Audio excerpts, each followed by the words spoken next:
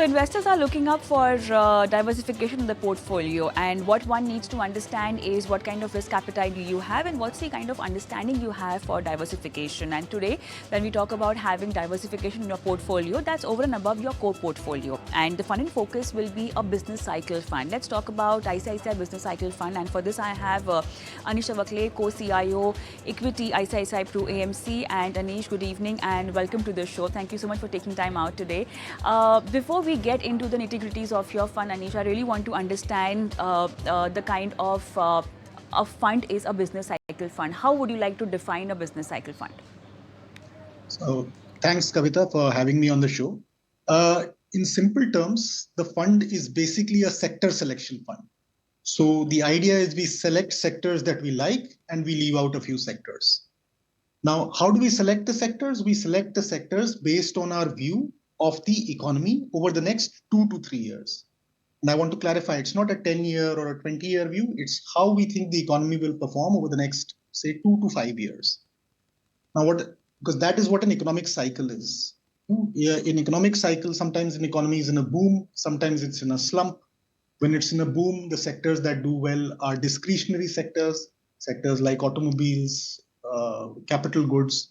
When it's in a slump, a different set of sectors do well. So depending on how we think the economic cycle is evolving, we select sectors and then we pick stocks within those sectors.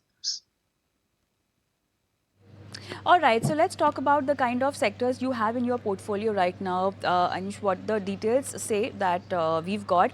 You have bank, capital markets and finance and insurance, almost 23% of exposure. Automobiles and components, 9%. Cement and cement products, 7%. Construction, around 5%. And 3% for industrial products and telecom services.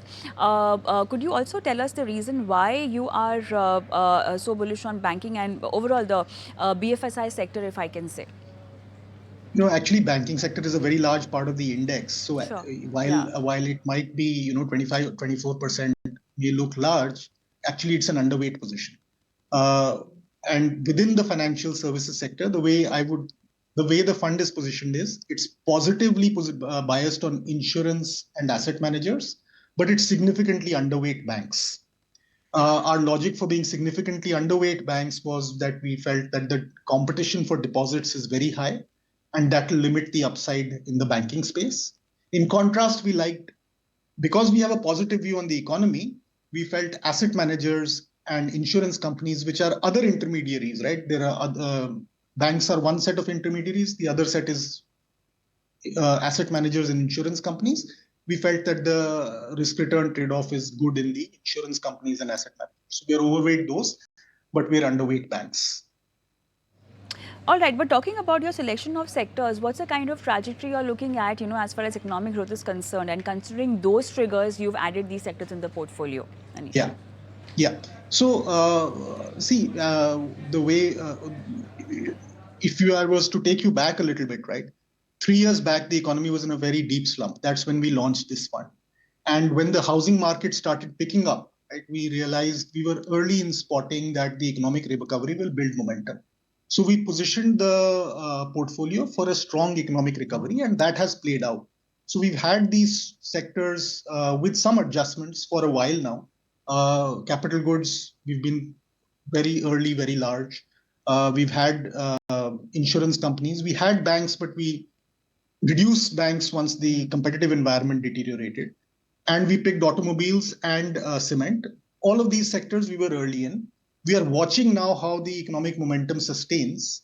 It's still looking good. And if that remains the case, we will hold on as long as we think the economic momentum is positive.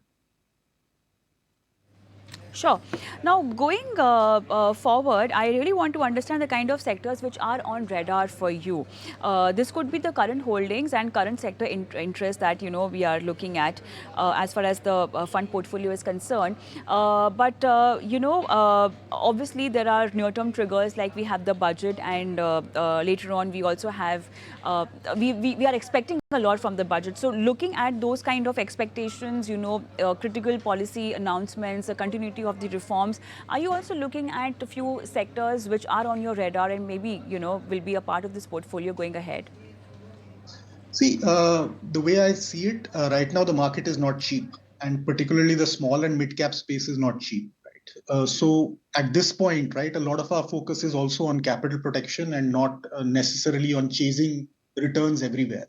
And in that context, one of the things you would note is we have a significantly high proportion of cash in the portfolio, which we've kept. To be honest, my view is that I'm not really looking for big ticket reforms. If they happen, that will be good. But what I'm more interested in is that the economy does not overheat. So what I would like to see is that the budget is fiscally disciplined. We don't end up spending too much more money because my view is the economy is already strong. And if the government starts spending too much more money, it will overheat, right? And then we will have an inflation problem. So as I was saying earlier, right, this fund is not so much about structural reforms. It's about assessing the cycle over the next 2 to 5 years. And what right now we have to be careful of is, given that we have a good economy, it should not overheat. All right. Anish, do you follow what kind of is it a multi-cap strategy or a flexi-cap strategy one might have in this kind of a fund? It's a flexi-cap strategy, but right now we don't Okay. really like the small and mid-cap space, so we are more large cap than we would be in normal circumstances. So too much of froth in the valuation for mid-cap and small-cap, is this why it is not a very favored category for you right now? Yes, we feel that the risk-return trade-off in that space is not attractive. So are we also looking at, the major trends coming in from large cap? Are you also banking on that kind of a theory now? Yeah, so we think large cap will deliver better returns than small and mid cap. So we are positioned that way. See, what we now have to watch is that the earnings growth should come through, right? And the cycle is doing well. What will be important is that we need to see that capacity utilization in certain industries like power and cement doesn't go beyond a certain level, right? Because when you get too tight capacity utilization, that signals that you're at the top of the cycle. So what we are trying to watch out, what we will be watching over the next year or so is, does the economy still have enough power capacity? Does the economy still have enough cement capacity? Because those are the factors that tell you when the economy is peaking out. If you go back 10 years or 12 years, right, in 2011 or so, what happened was that power capacity utilization became very high, and then that led to the buildup of inflationary pressures. So right now also we need to make sure, if we are going to stay invested in the cyclical sector, that power capacity utilization remains reasonable and enough power capacity comes on stream to support growth.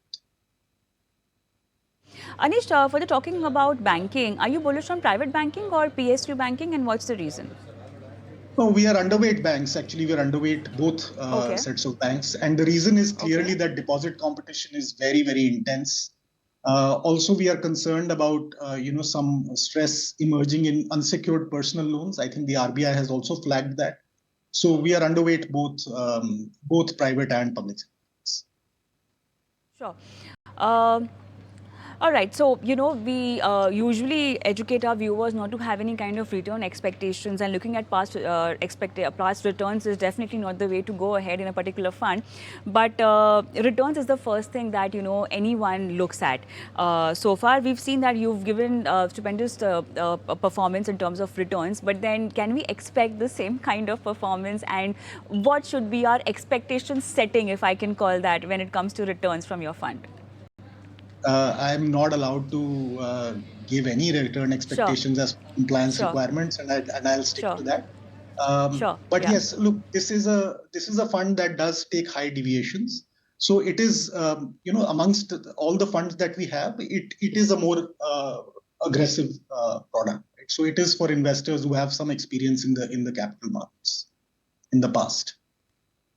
So what kind of a diversification, if one wants, they can include this kind of a fund? Because talking about sectors and talking about the kind of stock selection we are seeing in the funds, a lot of it will also duplicate in a large cap or maybe in a flexi cap category or a multi-cap category. Okay, so how do we avoid that kind of a duplication and look for a real diversification when we have such a fund in our portfolio? See, if I were to compare this with one another fund that I manage, which is ICICI Prudential Blue Chip Fund, Blue Chip is a relatively more conservative product, right? The deviations that we take relative to the benchmark there are smaller. Right? So the risk is measured in terms of how much we deviate from the benchmark. So blue chip is a more conservative product. If for smaller investors, for investors who have limited experience in the market, we recommend blue chip. Right? Business cycle is for people who have experience in the markets.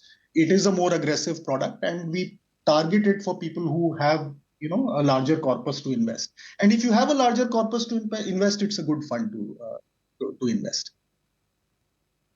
All right, Anish, I think it's time up on this segment today. Thank you so much for being on the show and helping our viewers understand Thanks. your Thanks. business Nice. cycle fund, and also Thank you so much. Thank you so much. Thank you so much. All right, time for a quick break, and post that, let's get your mutual fund portfolio queries answered. I'll be joined by Hemant Ustagi, and just in case you're watching the show live, we've not flashed our WhatsApp number and email ID.